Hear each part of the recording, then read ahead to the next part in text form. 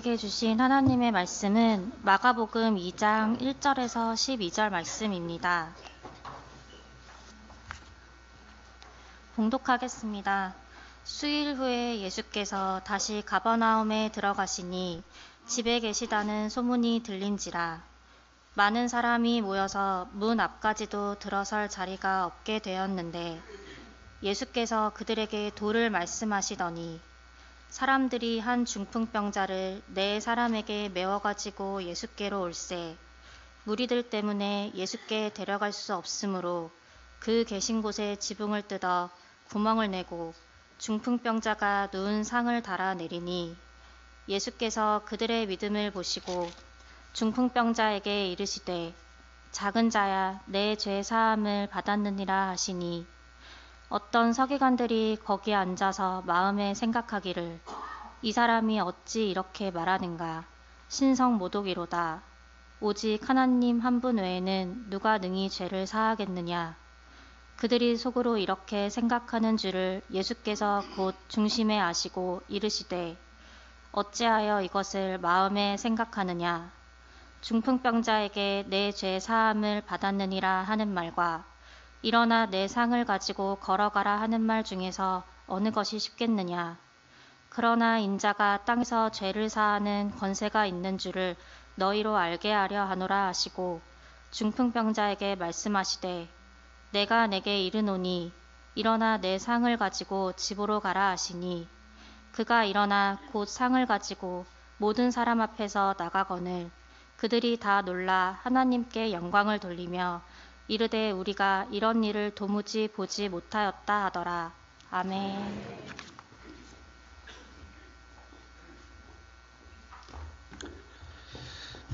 귀한 찬양과 그리고 기도와 말씀 봉독에 감사를 드립니다. 우리 하나님께서 때를 따라 이루시는 그 은혜가 우리 성도님들의 삶의 자리 곳곳마다 가득하시기를 주님의 이름으로 축복합니다. 어려운 처지에 있는 사람들을 불쌍히 여기는 것은 보편적인 인간의 감정입니다. 이것은 예수님을 믿는 사람이든 믿지 않는 사람이든 모두가 어려운 이웃을 불쌍히 여기는 이것은 인류가 공유하고 있는 그런 선한 마음입니다. 이처럼 모두가 선한 일을 하길 원하고 또 선한 마음을 갖길 원하는 것은 하나님께서 모든 사람들에게 똑같은 마음을 주셨기 때문입니다. 하나님께서는 우리에게 기대하시는 것이 있습니다. 그것은 단지 불쌍히 여기는 마음만 갖는 것이 아니라 우리의 삶에서 구체적인 행동으로 이웃을 돕고 그리고 선한 일들을 행하기를 하나님은 오늘도 기대하신다는 것입니다. 미국 뉴욕에서 3번이나 시장을 역임한 한 사람이 있습니다. 이름이 피오렐레오 라과디아라는 사람입니다. 그는 미국에서 가장 힘들었던 대공황 시기 1930년대에서 뉴욕에서 재판을 하고 있었던 판사였습니다. 어느 날 한 노인이 길거리에 다니다가 배가 고파서 가게에 빵을 하나를 훔쳤습니다. 그 노인은 그 빵을 훔친 것 때문에 재판에 취하게 되었고 그리고 그 노인이 재판 중에 최후 변론을 하라고 이야기하자 그 노인은 이렇게 이야기를 했습니다. 배가 고파서 빵을 훔쳤습니다 라고 이야기를 했던 것입니다. 재판장은 그 노인이 너무 불쌍했습니다. 그런데 공정한 판결을 위해서 죄 지은 것에 대한 형을 집행할 수밖에 없었습니다. 그래서 그 노인에게 $10 벌금형을 물게 했습니다. 그리고 나서 추가로 이런 판결을 내렸습니다. 배고픈 사람이 거리를 헤매고 있는데 나는 그동안 너무 좋은 음식을 배불리 먹었습니다. 이 도시 시민 모두 책임이 있습니다. 그래서 나는 내 자신에게 벌금 $10 벌금형을 선고하며 방청객 모두에게 각 50센트 벌금형을 선고합니다. 그는 재판장에서 자신을 비롯한 방청객에게 적석에서 돈을 거두게 되었고 모두 $57 50센트가 나왔습니다. 피고인은 $10의 벌금을 내고 $47 50센트를 가지고 법정을 떠나게 되었습니다. 이 유명한 장면을 많은 사람들이 감동으로 받게 되었고 뉴욕의 많은 사람들이 이것을 알게 되었습니다. 그러면서 이 사람을 뉴욕 시장으로 올려야 된다라는 여론이 형성되었고 끝내 그는 뉴욕 시장이 되었습니다. 그리고 무려 한 번도 아니라 3번이나 연임하며 뉴욕을 관할하는 수장이 되었습니다. 선한 일을 한다는 것, 그리고 그 일들을 행할 때는 하나님께서 꼭 선한 지혜를 주십니다. 그래서 우리가 기억해야 될 것은 우리가 어떤 선한 일들을 해나갈 때 그 일들이 막히고 어려운 일이 있을 때는 하나님께서 그것을 선한 일을 할 수 있는 지혜를 주신다는 사실입니다. 얼마나 지혜롭게 판결한 것입니까? 법에 대한 분명한 형벌을 내려는 것은 분명한 기준으로 내렸지만 그러나 그 사람을 돕는 것까지 그 재판이 이루어진 것 참으로 선한 지혜임에 틀림없습니다. 선한 일을 하면 하나님께서 선한 지혜를 주십니다. 하지만 악한 일을 하면 악한 지혜가 쌓인다는 것 우리는 기억해야 됩니다. 우리 모두 선한 일을 많이 하여서 우리의 삶의 자리자리마다 선한 지혜들이 많이 쌓이기를 주님의 이름으로 축복합니다. 오늘 본문에도 선한 일을 하면서 선한 지혜로 어려움을 이겨낸 사람들이 나옵니다. 먼저 당시 상황을 한번 보겠습니다. 1절 말씀입니다. 우리 1절 같이 함께 읽겠습니다. 수일 후에 예수께서 다시 가버나움에 들어가시니 집에 계시다는 소문이 들린지라. 예수님은 위로의 마을이다라고 이야기하는 이 가버나움에 다시 오셨습니다.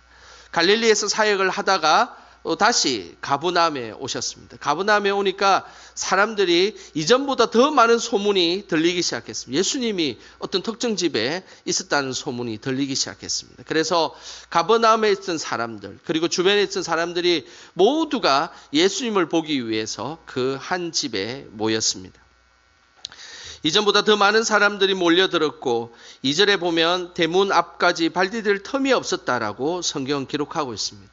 이런 복잡한 가운데서도 예수님은 자신의 본분인 가르치는 사역을 감당하고 계셨습니다.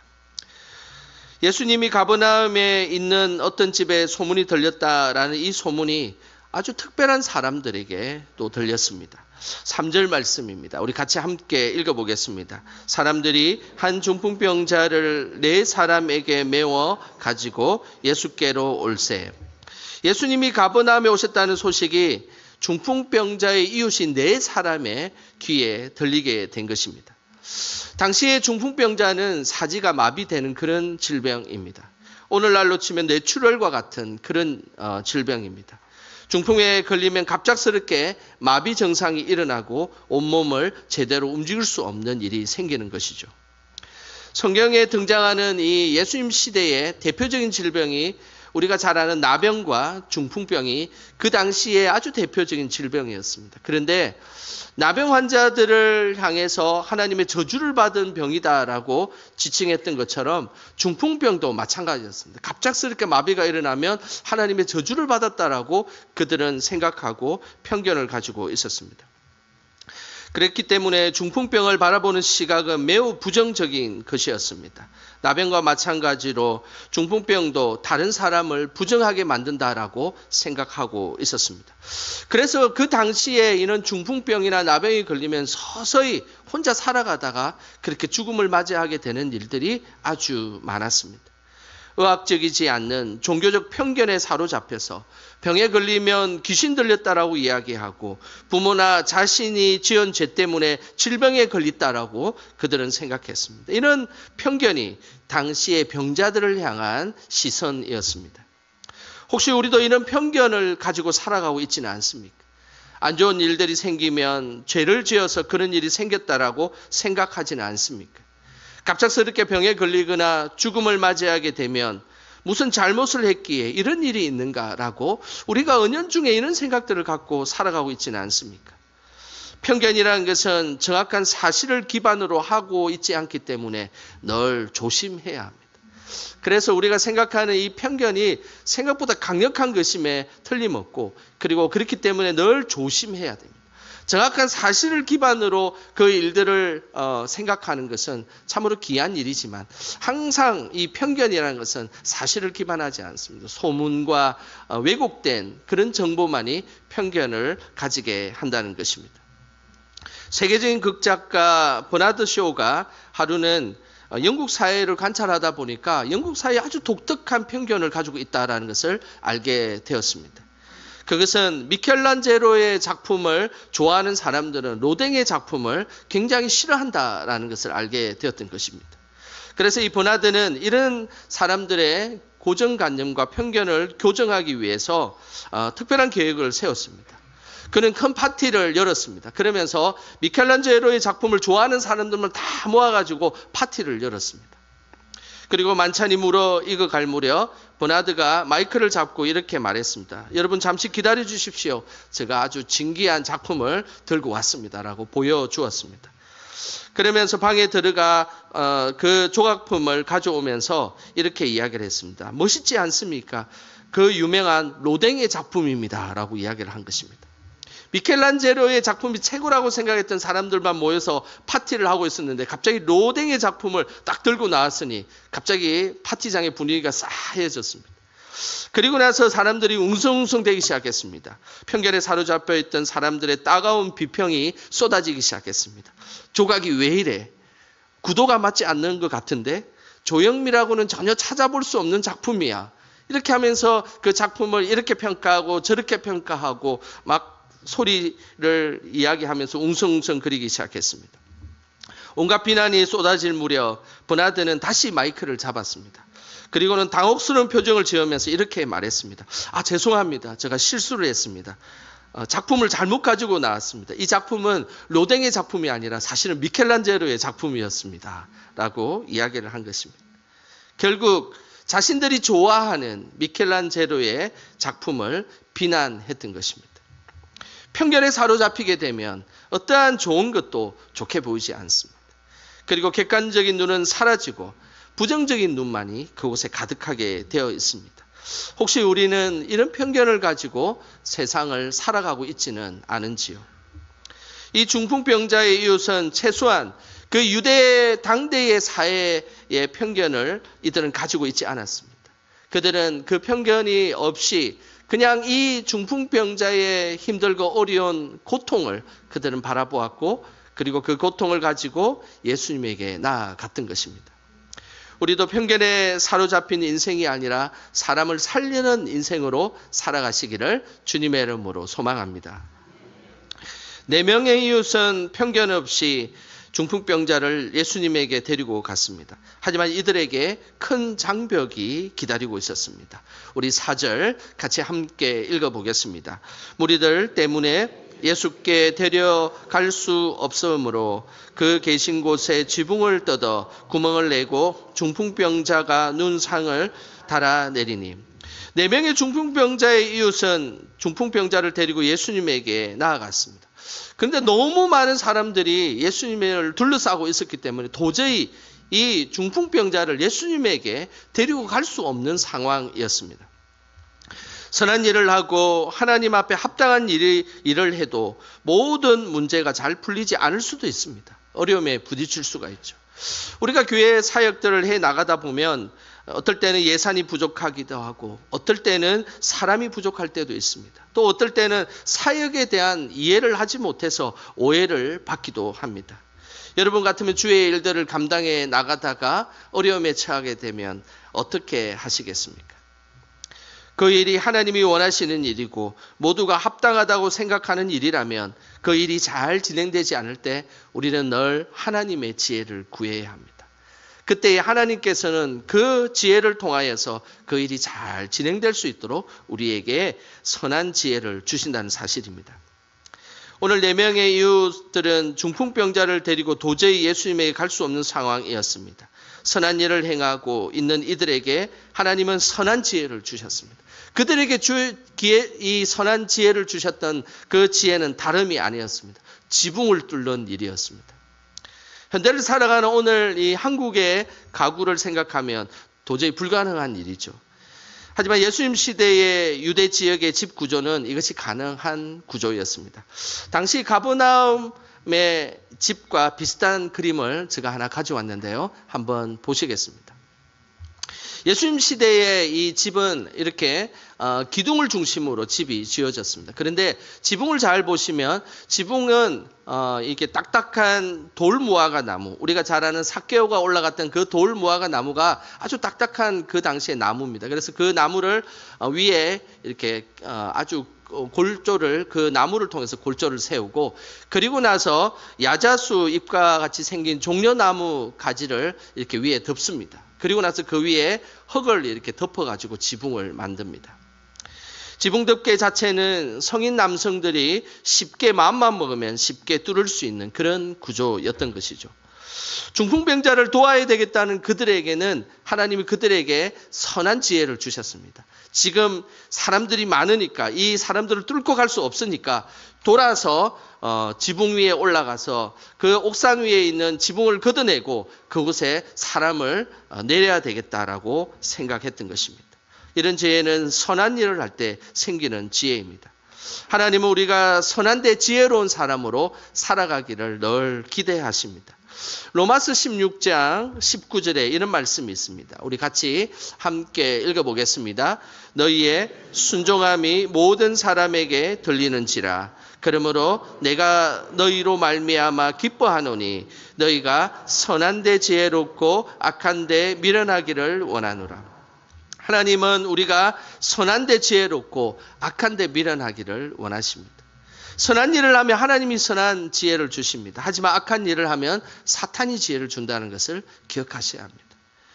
결국 선한 일은 어려움에 부딪히게 되고 힘든 일이 있을지라도 하나님이 힘을 주시기에, 하나님이 지혜를 주시기에 그 일을 넉넉히 감당할 수 있습니다. 그러나 악한 일은 사탄이 힘을 주기 때문에 결국 실패하고 넘어지고 멸망하게 되는 것입니다. 우리의 삶에 늘 선한 데는 지혜롭고 악한 데는 미련하시기를 주님의 이름으로 축복합니다. 우리 예수님께서는 선한 일에 지혜를 모으고 포기하지 않고 최선을 다한 이 네 사람의 중심을 보셨습니다. 어떤 중심을 보셨을까요? 5절입니다. 우리 같이 함께 읽어보겠습니다. 예수께서 그들의 믿음을 보시고 중풍병자에게 이르시되 작은 자야 내 죄사함을 받았느니라 하시니, 예수님께서는 항상 우리의 중심을 보십니다. 이 중풍병자를 위해 지붕을 뚫었던 이 네 사람의 중심을 보셨습니다. 그 중심에 무엇이 있었다라고 성경은 기록하고 있습니까? 그렇습니다. 믿음이 있었다라고 성경은 말씀하고 있습니다. 예수님은 많은 사람들이 앞을 가로막고 있는 현실 속에서도 옥상에 올라가 지붕을 뚫었던 이들의 중심을 보신 것입니다. 이들이 땀을 뻘뻘 흘리고 그리고 네 사람이 하나가 되어서 줄을 지붕에서 내리고 있는 장면을 한번 상상해 보십시오. 한 명이라도 중심을 잃으면 그 지붕에 내려오다가 그 중풍병자가 떨어져서 다치지 않겠습니까? 그런데 그들은 최선을 다해서 이 네 명이 중심을 잡고 최선을 다해서 예수님에게 그 지붕을 뚫어서 그 중풍병자를 인도하게 되었던 것입니다.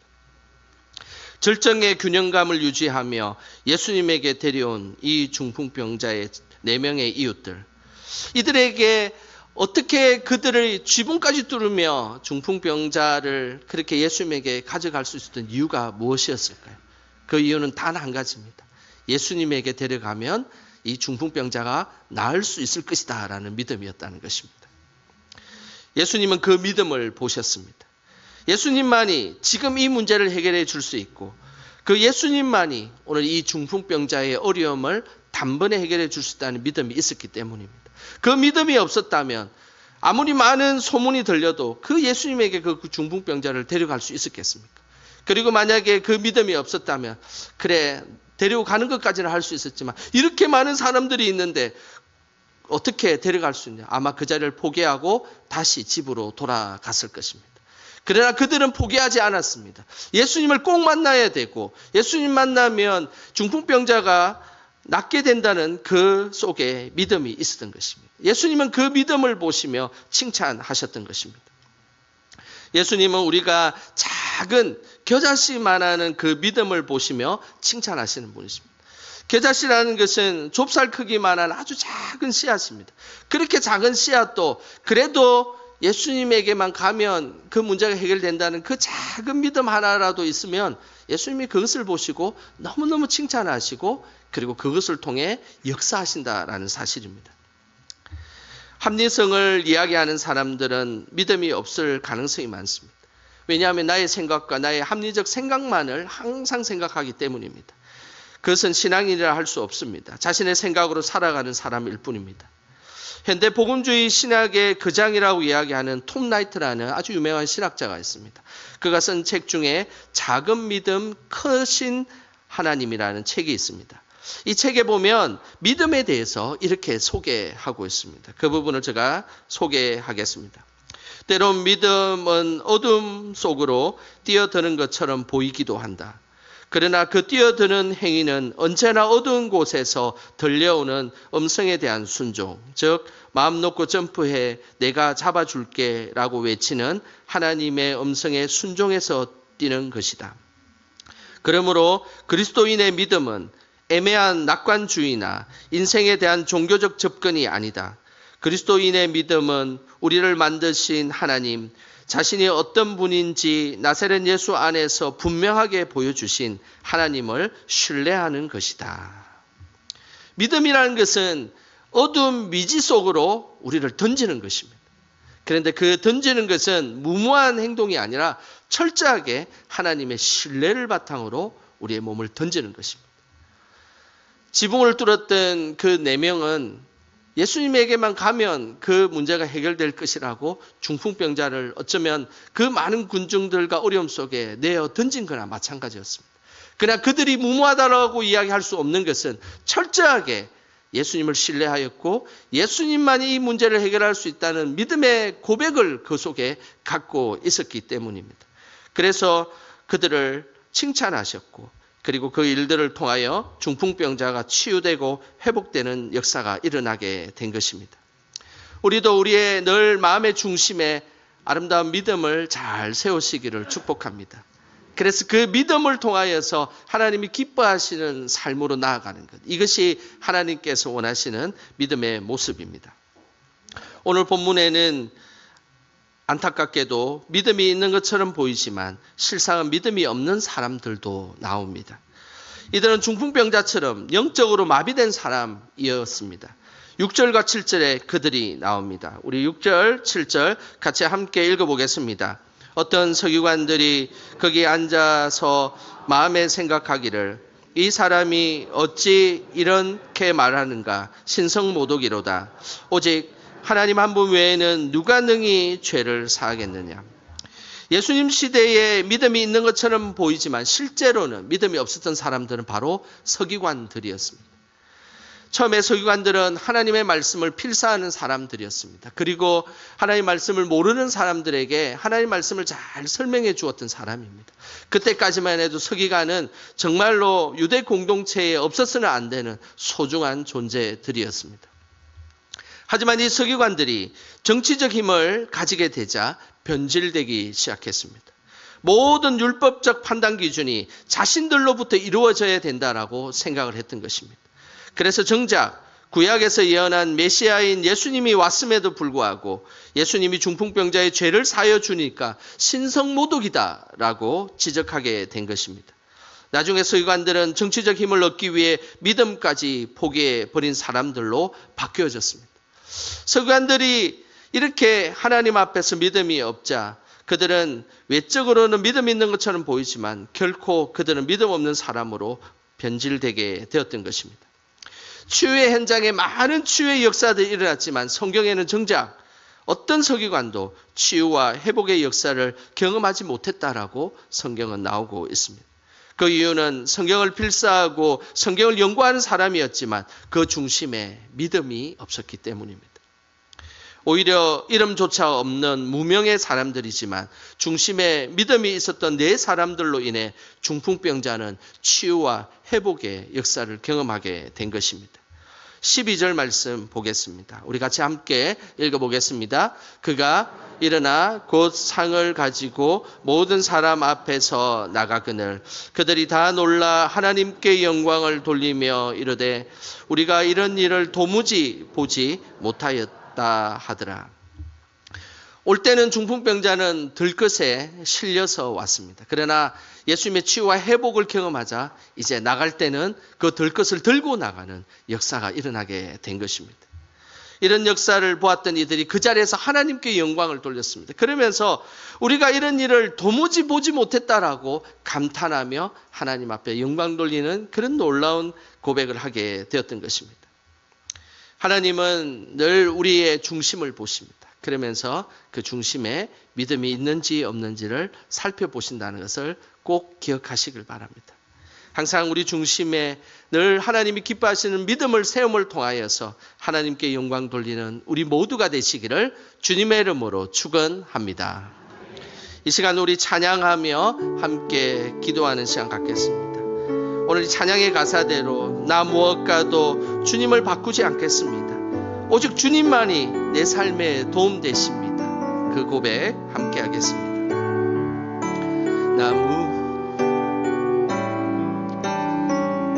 나 무엇과도 주님을 바꾸지 않으리. 나 무엇과도 주님을 바꾸지 않으리. 다른 어떤 은혜 구하지 않으리. 오직 주님만이 내 삶의 도움이시니 주의 얼굴 보기 원합니다. 주님 사랑해요. 주님 사랑해요. 온 마음과 정성 다해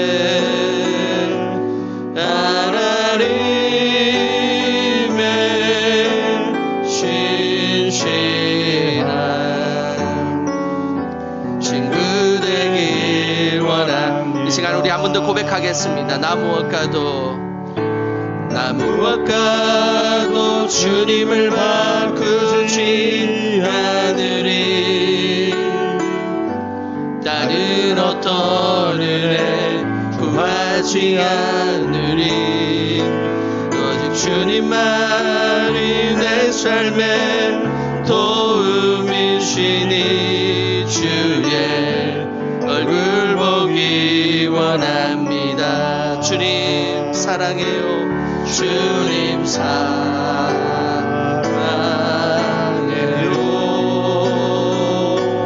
온 마음과 정성 다해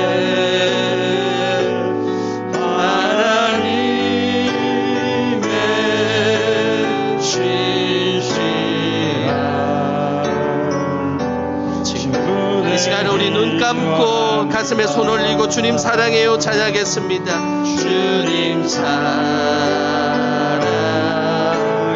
온 마음과 정성 다해 정성 하나님의 신실한 친구 되길 원합니다. 하나님의 신실한 친구 되길 원합니다. 이 시간 우리 합심하여 함께 기도하겠습니다. 하나님 매 순간마다 하나님 어떤 것과도 주님을 바꾸지 않겠습니다. 라는 믿음의 고백이 우리의 고백이 되게 하여 주시옵소서. 다른 어떤 은혜도 구하지 않게 하여 주시고 오직 주님만이 내 삶의 도움이심을 하나님 늘 구하는 믿음을 허락하여 주시옵소서.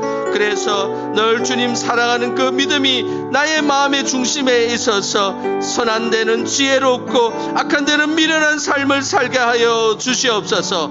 이 시간 이런 믿음 가질 수 있도록 주여 한번 크게 부르고 합심하여 기도하겠습니다. 주여 하나님 아버지 이 시간 믿음을 구하며 하나님 앞에 나아갑니다. 성령 하나님 함께하여 주시옵소서. 우리를 향하신 하나님의 뜻이 주님 안에 이루어지게 하여 주시고 그 일들을 통하여 늘 하나님만 붙들고 살아가는 우리의 인생이 되게 하여 주시옵소서. 무엇과도 주님을 바꾸지 않겠다는 믿음의 결단이 있게 하시고 다른 어떤 은혜를 구하지 않겠다는 믿음으로 살아가게 하여 주시옵소서. 마음의 중심에 주님만이 내 삶의 도움이심을 고백하게 하여 하여 주시고 늘 주님 얼굴 보며 사랑하게 하여 주시옵소서. 악한 데는 하나님 미련하게 하시고 하나님 선한 데만 지혜로운 사람으로 그렇게 살아가며 하나님 앞에 칭찬받는 그런 은혜의 사람이 될 수 있도록 주여 역사하여 주시옵소서. 하나님 아버지, 우리의 늘 믿음을 세워주시고 믿음의 자리로 인도하여 주셔서 감사드립니다. 선한 데는 지혜롭고 악한 데는 미련한 우리들이 되게 하시고 우리의 중심에 하나님이 기뻐하시는 믿음이 가득하게 하옵소서. 우리의 생각과 판단보다는 항상 하나님 중심으로 생각하게 하시고 하나님께 영광 돌리는 삶을 통해 하나님을 영화롭게 하여 주시옵소서. 예수님의 이름으로 기도드립니다. 아멘.